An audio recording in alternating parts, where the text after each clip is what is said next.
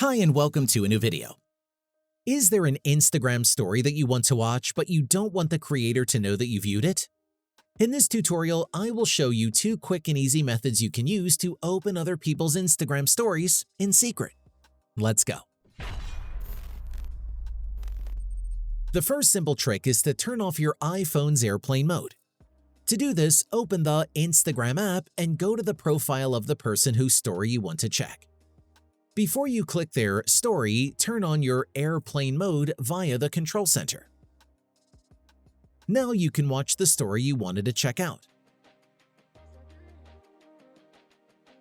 Make sure to close the app after you're done watching it,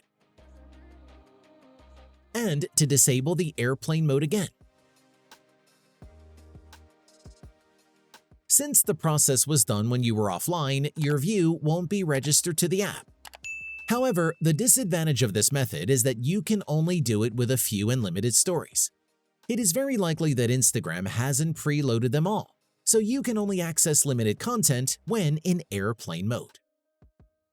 Another method is installing a third-party application. Unfortunately, this is only applicable for Instagram stories that are set to the public audience.